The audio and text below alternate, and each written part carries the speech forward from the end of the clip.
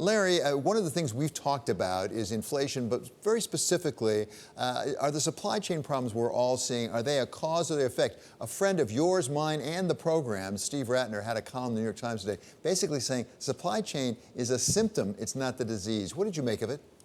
I think Steve's broadly right in distilling what serious economists believe.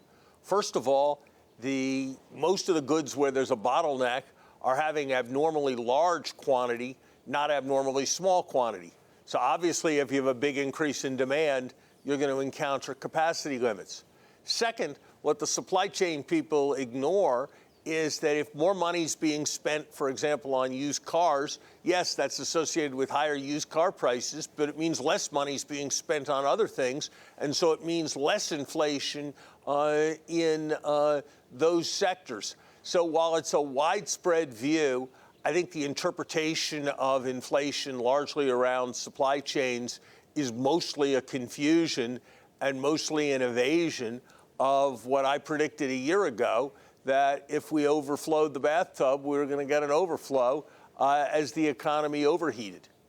So, Larry, one of the things that we're hearing out of the Capitol Hill this week is maybe it's not just all the Fed that can address the question of inflation. Maybe we should alleviate some of the pressure on consumers by having a hiatus on the gas tax, the federal gas tax. What do you think about things like that of limiting the cost to consumers?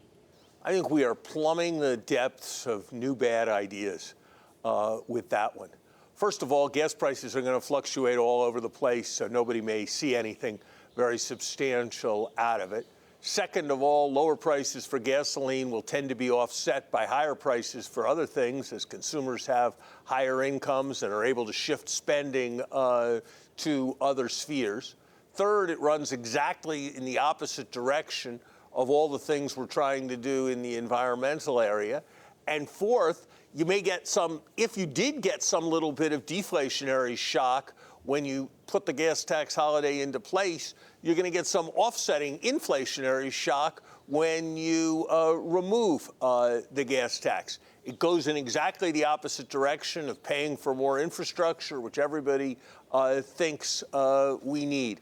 Look, I think there needs to be a lesson learned about gimmicks that poll well. They're like sugar highs. They make you feel good, but they really often don't redound to anybody's substantial political benefit. What's remarkable is that all those much discussed tax credits, the $2,000 checks that were getting mailed to everybody, did substantial economic damage, and nobody remembers them. So they didn't even deliver the political benefit. So I hope we can step back and think about doing the right thing and move a bit away from trendy gimmicks. Let me plumb those desks just a little more, because one of the other proposals is let's limit the prices of some things, such as, for example, insulin. Are we in a place where the inflation is so bad we may actually be talking about price controls? Price controls are a ridiculous idea. Price controls are a prescription for shortage. They're a prescription for the non-availability of goods. Richard Nixon tried that experiment. It was a disaster then, and it would be an even worse disaster now. Now, look, I think there is a strong case for the government, which is the largest purchaser of pharmaceuticals in the world, to use its purchasing power to get a better deal for taxpayers and to get a better deal for consumers. But using your purchasing power when you're a large purchaser is a very different thing than trying to make rules about what price every business in the country should charge. So yes, I'm actually for activism on pharmaceutical prices, but I am not and it has to be sensible activism that preserves incentives.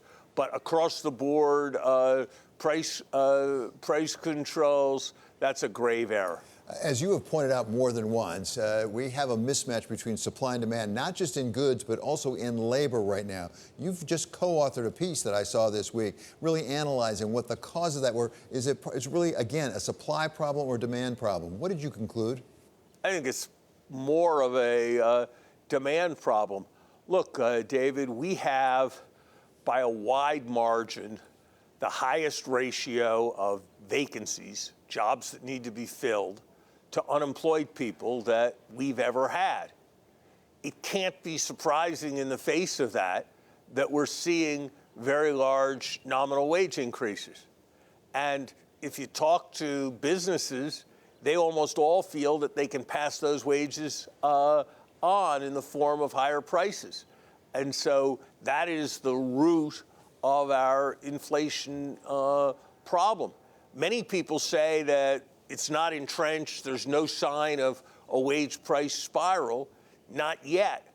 I don't know what would be a sign of an incipient wage price spiral if an employment cost index approaching 6% and a CPI inflation rate in excess of 7% wasn't signs of a possible incipient wage price spiral.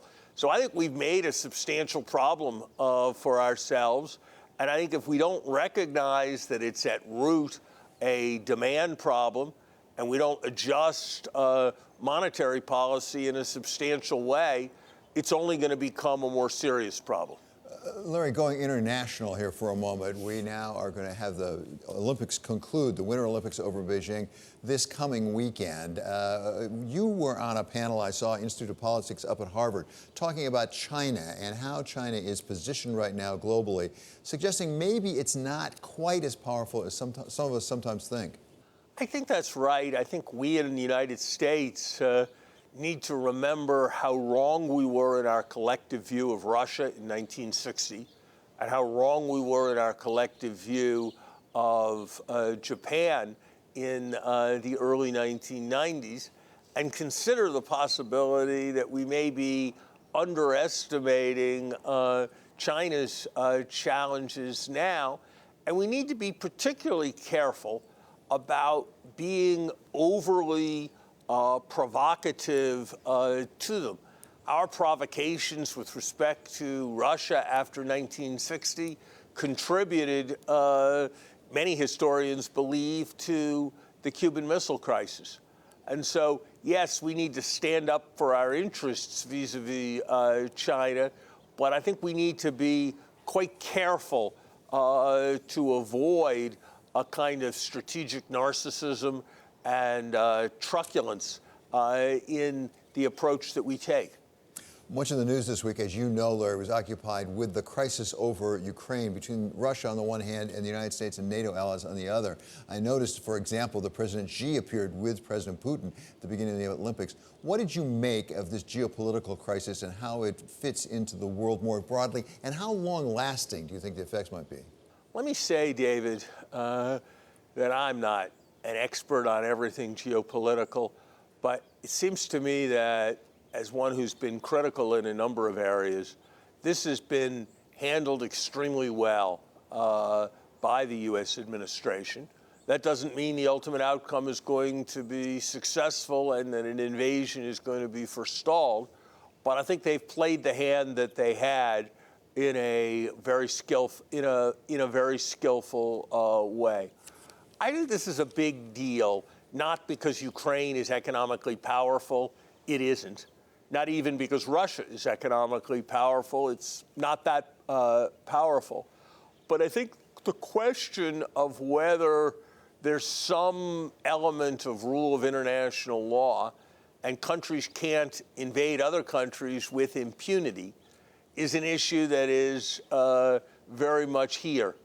And I think if this degrades, that will have costs for everybody's sense of certainty, which, among other things, will affect the level of market valuations.